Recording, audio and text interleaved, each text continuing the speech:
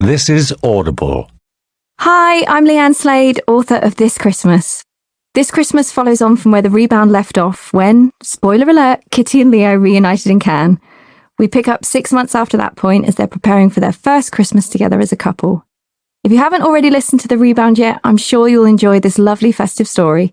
But if you'd like to go back and listen to the rebound first, it's available on Audible now. Okay, enough from me, over to the experts.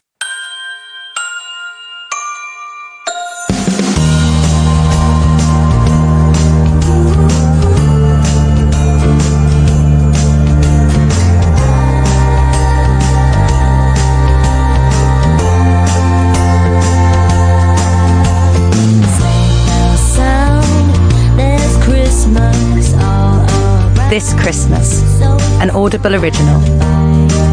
Written by Leanne Slade. Performed by Claudia Jesse and Tom Bateman. Those tears are in Christmas past. Your troubles are turning round. So let those bells ring out. Forget all the years gone by. 6 days before Christmas. Leo. I realize, as we're walking hand in hand through the loudest, most eccentrically decorated department store, what I love the most about her. Her confidence. There was a time, not long after we collided on the kitchen floor of our shared office building, that it wouldn't have been like this. Back then, her movements were slumped and slow, always weighed down by doubts and demands. It was as if a dark cloud of self-doubt and insecurity followed her around. But as we got to know each other that short summer, the simplest things would lift it. Making her laugh, cooking her dinner, brainstorming advertising ideas with her, treating her with the care and consideration she believed she didn't deserve.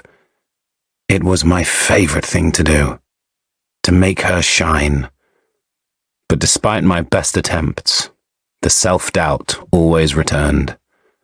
I'd ask her a question, and she'd pause, picking her fingernails, biting the side of her mouth, searching for the answer she should give, the one I might want to hear, rather than the thing she wanted to say. There's none of that now, though. Her back is straight, long blonde hair flicking from side to side as she strolls around this store with the confidence of a goddess. The look in her emerald eyes is assertive and assured, as if she knows exactly what she wants and exactly how to get it. Which, unfortunately for me right now, is Nigella Lawson.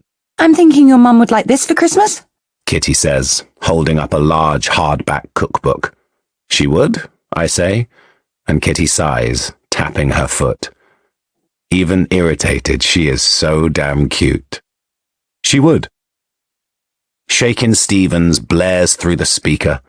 A teenager dressed as an elf looks on the verge of tears as he tries to control what I think is the cue to see Father Christmas, but could easily be confused with an impatient crowd at Glastonbury. Kitty nods, a calm island in the chaos. Remember, last month she was telling us about that chocolate brownie recipe she wanted to try. I remember the way my family hung on her every word, the way they adored her almost as much as I do, the way they welcomed her into the family like they'd been waiting for her arrival all these years. The chocolate brownie chat, not so much. It's perfect, I tell her. You already bought her perfume, didn't you? I did. So now we just need a nice card, and that's your parents' gifts sorted. I need to buy my mum the dressing gown she asked for. God knows what my dad wants. He's been AWOL. Probably on a cruise with Christina again. Oh, and I picked out something for Tristan and the baby last week. I push the trolley as she leads me along an aisle of books, tossing in a romance novel for my sister, then into the toy section where she throws in footballs and Barbies for my nieces, then to the beauty section where she deliberates over the perfect hairdryer for her netball team's Secret Santa pick. She is a force of nature, splitting the busy crowds like it's her superpower. I'm her eager assistant, taking thigh-burning strides to keep up.